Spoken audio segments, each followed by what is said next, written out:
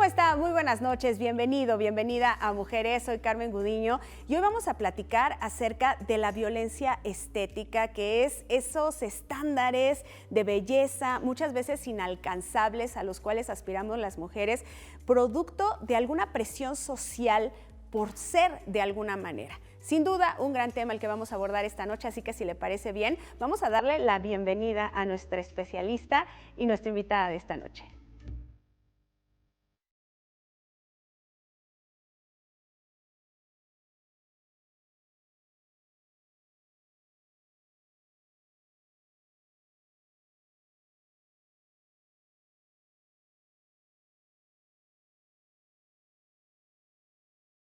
Pues vamos a comenzar de lleno con nuestro tema de esta noche y para ello le doy la bienvenida a la doctora Citlali Barón.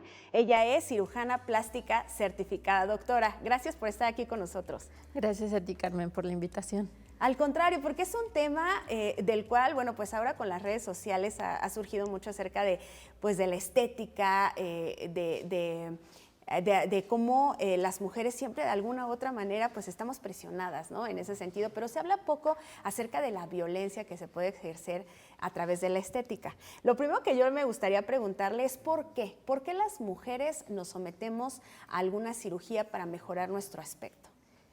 Pues en la mayoría de los casos la motivación viene personal. La mayoría de las mujeres buscamos por motivación personal cambiar alguna parte de nuestro cuerpo, algún área, igual que los hombres actualmente, algún área que no nos guste. Esa es la principal motivación. También hay quienes acuden por motivaciones externas, que es ahí cuando entra el tema de violencia estética, ¿no? El hecho de sentirte como mujer obligada o presionada para encajar en ciertos estándares estéticos. Cuando eso ocurre es cuando nosotros ya denominamos que hay una violencia estética. Cuando no es una motivación personal, cuando la paciente no acude por autodeterminación, ¿no? Es decir, por ejemplo, ha habido casos o testimonios que yo he podido escuchar, seguramente usted aún más en la clínica, cuando a lo mejor el esposo es el que les dice, es que pues mi esposo quiere que sea de tal o tal forma y entonces me voy a someter a una cirugía. ¿También eso incluye dentro de lo que podríamos denominar esta violencia, según su perspectiva, doctora? Sí, sí, siempre que no haya una motivación personal, hablamos de violencia estética. Hoy en día es muy raro que veamos esa circunstancia, ¿no? Que a veces sea el esposo el que presione a la esposa por tener o no de forma directa, por lo menos a mí en la consulta no me ha tocado así, que de forma directa el esposo me solicite algún cambio para su pareja. A veces sí la mujer se siente presionada por el entorno, por el actuar del esposo, por otras situaciones, pero no necesariamente hoy en día llega el esposo a solicitar algún cambio de esa manera. Claro. Ahora, doctora, por ejemplo, decíamos, las redes sociales sin duda han influenciado, ¿no? Muchísimo en nosotras porque pues vemos a las personalidades, ¿no? Cuando son súper guapas, cuando son muy atractivas y ahora comienzan también a ver pues otras formas en las que quizá nosotras es hasta aspiracional, ¿no? Serlo. Pero ya una vez que a lo mejor nos sometemos a alguna cirugía o que buscamos la forma de encajar en esos estereotipos, pues vienen los cuestionamientos, ¿no? De por qué lo haces, que si te pones Botox, ¿por qué? ¿No? Y si no te pones, pues también, ¿por qué? ¿Eso también es una agresión hacia las mujeres o podríamos denominar que los estereotipos quizá también están influyendo en eso, doctora? Sí, sí, un poco. Fíjate que yo creo que a partir del COVID, a partir de la pandemia, la cirugía plástica a nivel mundial se disparó un 300%, porque aunque tú puedas decir que a lo mejor la cirugía plástica ya existía hace muchísimo tiempo, las redes sociales han servido como un medio de propagación para difundir este tipo de procedimientos. Entonces, hoy en día los estándares estéticos que se promueven a través de redes sociales, pues los vemos más a la mano. Entonces, las pacientes se elevó, imagínate, 300% las pacientes y la cantidad de cirugías, procedimientos estéticos, quirúrgicos y no invasivos se elevaron exponencialmente. Entonces, hoy en día todos tenemos a la mano el poder realizarnos porque vemos quién lo realiza, vemos resultados, vemos toda la propaganda a través de redes sociales y entonces es cuando vemos más a la mano poder llevar a cabo ese tipo de procedimientos.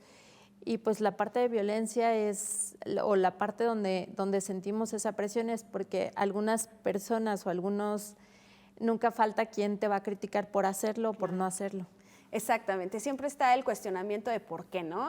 Y decíamos, quizá si te sometes a una cirugía, pues la familia, ¿no? Es el primer círculo de, pero ¿por qué si estás bien, ¿no? Si no te hace falta nada, acéptate como eres, ¿no? Y a lo mejor todos estos, pues sí, palabras que nos van a decir, pero si no lo haces, pues entonces deberías de cuidarte más, es decir, siempre está un cuestionamiento hacia la estética, lejos de hacerlo por a lo mejor usted lo dice bien, de una forma personal, de un deseo personal de la mujer de cambiar ciertas cosas, a lo mejor también está influyendo la presión, ¿no? En ese sentido que usted nos comenta de este crecimiento de un 300%, ¿a qué le atribuye usted este crecimiento? ¿A que las cirugías son más seguras? ¿A que hay más accesibilidad a ellas? Porque antes yo recuerdo, por ejemplo, en la época de mi mamá, que si alguien se sometió a una cirugía prácticamente decía, no, es que casi se va a morir, ¿no? Porque son muy riesgosas y luego veíamos casos muy famosos en donde pues tal artista se sometió a una cirugía y perdió la vida o quedó muy mal. Y ahora se han vuelto quizá más seguras y económicamente también más accesibles, ¿no, doctora? Sí. Ambas cosas. Una, son más accesibles, otra, sí estamos hablando de que hoy en día hay protocolos de seguridad mucho más estrictos, está estudiado perfectamente por qué existían las complicaciones anteriormente y hoy en día todos los protocolos van enfocados a evitar ese tipo de complicaciones, pero la principal razón por la cual se han elevado el número de procedimientos es porque los vemos todo el tiempo. Ya sabes, el teléfono inteligente, tú buscas liposucción y todo el día te está abriendo, publicidad acerca de liposucción, quién hace liposucción, los cirujanos plásticos cercanos a ti, si hay alguna actriz, algún artista, algún influencer que se realizó el procedimiento, tú lo ves a la mano, tú ves los resultados. Y hoy en día también hay menos tabú respecto a realizárselos. Hoy en día la gente presume que se llevó a cabo una cirugía plástica.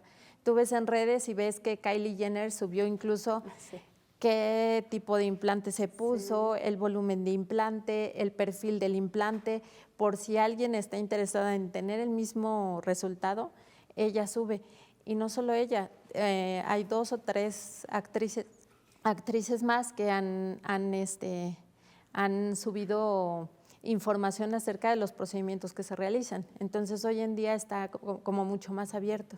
Y además los cambios son dramáticos, ¿no? Son muy drásticos porque ustedes como cirujanos ponen el antes y el después de la paciente y entonces los demás pues que lo ven dicen, bueno, pues yo también quiero estar así o a lo mejor mi cuerpo es parecido y me gustaría estar de otra forma, ¿no? Y ahora pues ya sí, usted tiene razón, ya están más accesibles, ya están más al alcance, pero sobre todo hay más información.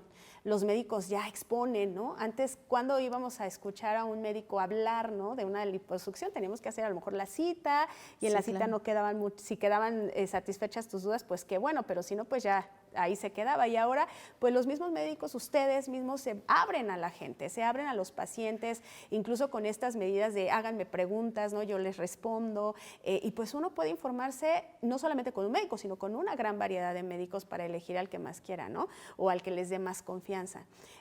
Y eso me parece que es un gran avance, ¿no? Dentro de la medicina. Lo que estamos pendientes es quizá en dejar estos estereotipos, ¿no, doctora? ¿O usted cómo lo ve? Fíjate que tienes toda la razón. Todas las nuevas generaciones lo que queremos o el propósito de muchas es como educar al paciente, ¿sabes? Es informarlo. Anteriormente el paciente creía que tratabas de, o iban a lo mejor a un tipo de medicina estética o de cirugía plástica y se te quería vender un producto, un algo, ¿no? Hoy en día las nuevas generaciones tenemos como que otro chip. La idea es que tú eduques al paciente y que el paciente pueda tener con toda la información sobre la mesa, pueda decir, ¿sabes qué? Yo quiero obtener esto, quiero realizarme tal tratamiento, pero el paciente ya sabe qué es lo mejor para él. Entonces nosotros en redes sociales siempre estamos subiendo toda la información. ¿Por qué? Porque hay pacientes que, ya sabes, con lo que pasó ahora con los bioestimuladores, todo el mundo quiere ponerse un bioestimulador que porque Lindsay Lohan se lo puso. La verdad es que los médicos como tal decimos, así no ocurre, así el resultado que ella tiene es de un lifting facial, no está ocurriendo de esa manera, no es lo que te tienes que aplicar, eso va a producir fibrosis. Entonces la finalidad es darle información y que el paciente pueda con esa información acceder a un servicio y acceder a lo que mejor le resulte para él. Y qué difícil también porque usted pone el ejemplo, ¿no?, de Lindsay Lohan, que sí, de un día salió espectacular, ¿no? Y de pronto todo el mundo ya quería rejuvenecer 10 años o verse así, y bueno, fue tendencia incluso, ¿no? Sí. Pero ¿qué pasa con estos casos similares en donde la paciente llega y dice, bueno, yo me quiero parecer a tal y no importa cuántas cirugías tenga que hacerme, o a lo mejor piensan que con una basta? Y pues resulta que no, que es una serie de procedimientos, que no es así como que nada más me someto a una cirugía y ya voy a quedar, ¿no? Sino que a lo mejor son varios y que ustedes como médicos pues les puedan dar esa información a la paciente. Sí, que una paciente llegue con una motivación de ese tipo ya es una bandera roja para nosotros. Claro. Nosotros como médicos también decimos que los pacientes también traen banderas rojas, sí. No solamente del otro lado, ¿no? Donde dices, bueno, si no es un médico certificado ya es una bandera roja. Nosotros también, si un paciente trae una motivación donde genéticamente, estructuralmente y físicamente no hay manera de alcanzar ese objetivo, hay que hablar con el paciente. Y muchas veces estos pacientes son candidatos a valoración psicológica o psiquiátrica para tratar estas alteraciones que nosotros les decimos dismorfia antes de poder llevar a cabo un resultado estético. ¿Y qué pasa, por ejemplo, en el caso de estos pacientes en donde ustedes ya identifican una bandera roja y dicen, bueno, este paciente no es candidato, a lo mejor tiene que tratarse pues de otra forma, o no es candidato a esta cirugía, es candidato a tal tratamiento, pero el paciente se enoja, ¿no? Y entonces va a lo mejor con otro médico que sí se lo haga, y es entonces en donde pueden venir complicaciones. Sí. Sí, ¿verdad? Ocurre. Así es, pero pues hay que decírselo al paciente. De la mejor manera posible hay que explicarle al paciente por qué no son candidatos, por qué no se puede llevar a cabo el procedimiento quirúrgico. A veces el paciente está en un periodo de ansiedad, en un periodo de depresión, en un periodo de duelo, en donde no es lo ideal llevar a cabo el procedimiento quirúrgico. Hay que hablarlo con el paciente. Sí me ha pasado, el paciente se molesta, el paciente ya no regresa, pero pues te evitas una gran complicación. Claro, que a futuro puede repercutir en pues, tu salud, que es lo más importante, ¿no? Déjame hacer una pausa, doctora. Al regresar vamos a seguir hablando acerca de este tema porque, pues sí, con toda esta influencia, pues es más común que nosotras busquemos esta perfección de alguna u otra manera, pero ¿hasta qué punto podría ser, como dice la doctora, una bandera roja en nosotras mismas? Vamos a seguir platicando de ello, la pausa es muy breve. Aquí los esperamos.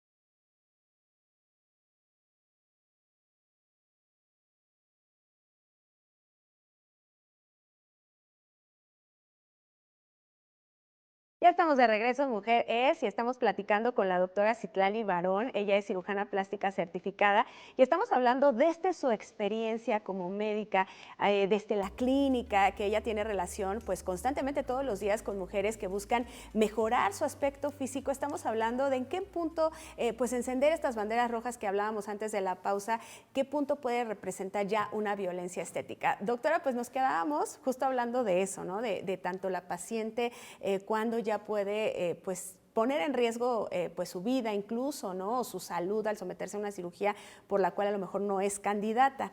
¿Qué pasa en las edades, doctora? ¿Quiénes se someten más a este tipo de procedimientos? Yo tengo un estudio en la parte de mi consulta y la mayoría de mis consumidores son pacientes que están de los 20 a los 40 años, que son quienes se someten a procedimientos quirúrgicos. Es importante decir que, bueno, el tipo de procedimiento quirúrgico sí influye mucho en base a la edad. Si una paciente viene y me solicita un procedimiento quirúrgico, está en una edad intermedia, que es de los 20 a los 40, de los 20 a los 50, que me solicitan un procedimiento quirúrgico, a veces un mommy makeover, se puede llevar a cabo si sus estudios están completos y todo está bien. Sin embargo, eso es una idea muy personal. Si una chica menor de edad viene y solicita una liposucción, yo nunca he operado de liposucción a menores de edad. ¿Por qué? Porque ellos son pacientes que todavía no comprenden a lo que se va a someter su cuerpo, los riesgos a los que se van a someter, que antes de sentirse bien un paciente va a pasar por un periodo de recuperación, el cuerpo va a estar recuperándose, va a haber dolor, va a haber molestias antes de ver el resultado. Entonces, yo, menores de edad, una rinoplastía, 16, 17 años, niños de 7, 8, 10, 14 años para autoplastía, sí. Una liposucción, a nadie, yo a ningún menor de edad. Y, por ejemplo, en procedimientos ya en pacientes ya de 60, 70, 80, si vamos a hacer procedimientos tipo cambio de implantes, una abdominoplastía, esperamos o tratamos de que los procedimientos sean únicos, de no hacer procedimientos combinados, también por edad y depende de sus laboratorios. Es decir, si se van a someter a una abdominoplastía, que solamente sea esa y no también el cambio de implantes a lo mejor, sino que vayan por partes, ¿no? Exacto. Y cuando son más jóvenes sí se pueden hacer estos famosos, ¿cómo se llama? Mommy makeover. Mommy makeover, ¿no? Que ya es el paquete completo que le llaman, ¿no? Ahora, doctora, fíjese, usted tocaba un punto muy importante, que es la infancia. Porque si estamos hablando de violencia estética, me parece que también empieza desde niños, cuando a lo mejor en la escuela pues empiezan las burlas, que porque si los oídos son demasiado grandes, las orejas, o que si porque tienen la nariz de tal forma. Entonces, en ese sentido, pues las cirugías también ayudan a recuperar la autoestima en estos pequeños o en estos adolescentes. Ahí incluso, pues usted dice, si se trata de eso, pues como médico sí lo hago, pero ya una liposucción espero un poco más de edad. En ese caso de los niños, ¿qué le comentan, doctora? Generalmente, por ejemplo, cuando son orejas prominentes, que son cuando tenemos las orejitas separadas, pues es típico la burla dentro de la escuela. Entonces, es cuando dices, hay una línea muy delgada entre, ¿sabes?, entre la autonomía del paciente y la violencia estética. La línea es muy delgada porque si un niño te viene y te dice que quiere cambiarse las orejas, o un adolescente que quiere cambiarse las orejas, ¿cómo diferencias tú que es una determinación propia del paciente y no una presión externa por lo que está viviendo en la escuela, ¿no? Ahí la línea, la verdad, es bien delgada. A veces por el tema de seguridad, por el tema de autoestima, te rompe el corazón y dices, adelante.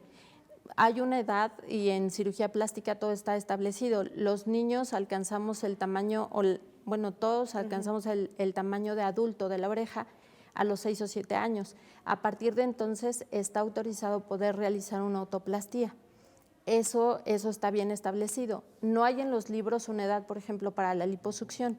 Sin embargo, por convicción, por cuestiones éticas, yo sí considero que es un procedimiento que no debe realizarse en un menor de edad hasta que tenga una plena conciencia de lo que está exponiendo a lo que está exponiendo su cuerpo. Incluso los beneficios, por ejemplo, como el labio, ¿no? Leporino, que ustedes también trabajan en eso con los niños y que les devuelven también esa pues seguridad tanto a los papás también como al menor, ¿no? Pero en el caso ya cuando son procedimientos estéticos muy invasivos, como puede ser a lo mejor un aumento mamario, pienso en las jovencitas que ahora piden de regalo de 15 años eso, ¿no? Su cirugía.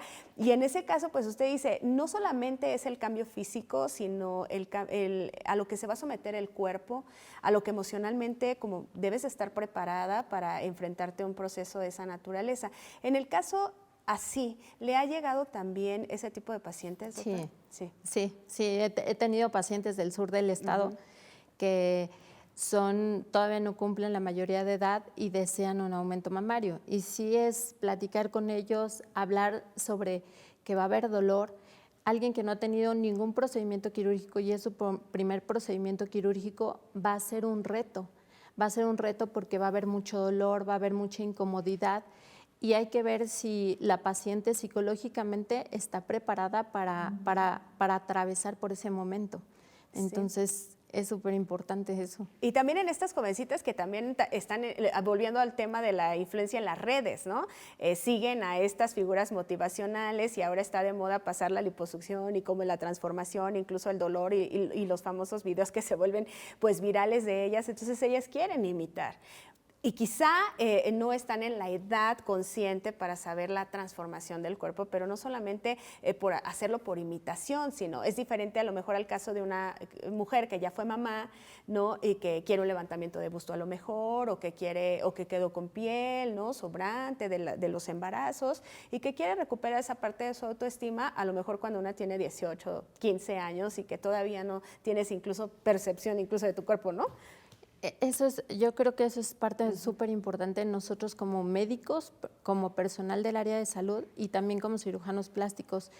Tienes que tener esa parte de preparación emocional y psicológica para poder darte cuenta cuál es la motivación del paciente y poderlos orientar. Si es ese el camino o no es el camino. A mí me han llegado chicas de, quiero ponerme Foxy Eyes. Y le digo, ok, sí, vamos a hacerlo. Lo podemos intentar primero con Botox, a ver cómo te sientes. No, es que quiero la cirugía. Y las pacientes son pacientes jóvenes, sí, pacientes menores de edad, que llegan ya con la ceja depilada y decolorada como la trae Lady Gaga. Entonces, es cuando te das cuenta que el paciente viene motivado por redes sociales y que quiere hacerse lo que ve y no es el mejor paciente, porque el día de mañana en que esa moda cambie, ¿qué vas a hacer tú? Hay los procedimientos estéticos que no son quirúrgicos, pues son reversibles, pero un procedimiento quirúrgico no es reversible. Claro.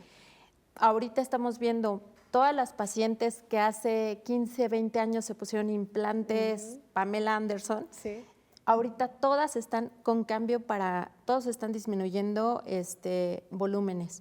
Todos están quitando esos implantes grandes por molestias en la espalda, por distensión en la piel. ¿Y qué es lo que conlleva esto?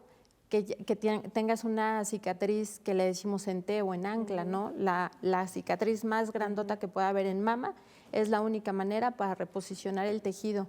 Entonces, te sometiste a un procedimiento y ahora tienes que hacer un procedimiento más grande para regresar a lo que tenías antes. Hay que platicar bien con el paciente, porque igual pasa lo mismo con glúteos. Glúteos grandes es súper importante. Glúteo grande es igual a peso, peso es igual a gravedad. Todos los glúteos grandes que hoy vemos desde la pandemia para acá, en 10 años van a ser glúteos caídos. Entonces hay que platicar con el paciente, porque si es lo que desea, es lo que quiere, está bien, pero tiene que saber las consecuencias que vienen a futuro. Y cómo la moda influencia, ¿no? Es decir, hubo un tiempo, no sé si usted lo sabrá mejor que yo, pero estuvo de moda incluso esta onda buchona que le llamaban, de tener cinturita y grandes proporciones, ¿no? Y van cambiando y de pronto ya no encajas en esa moda y entonces hay que, como usted dice, someterse ahora a arreglar esto, ¿no? Entonces sí hay que pensarlo bien y sobre todo que el paciente tenga identidad, que no lo haga por imitación de algún artista, sino por su propia identidad, como a ella le gusta estar, como ella quisiera estar, y de acuerdo también a su cuerpo, ¿no? A su personalidad incluso. Eso es lo más importante, para nosotros poder distinguir entre, ¿sabes qué? Hay una violencia estética y quiero realizarme un procedimiento, es la autonomía de poder decir, yo me lo quiero hacer y yo lo quiero así y yo lo quiero de esta manera, pero con bases, ¿sabes? Con bases bien establecidas, ¿sabes? Fui mamá, se me cayó el pecho, se vació, sí, quiero levantarlo, quiero ciertas condiciones. Eso es lo importante.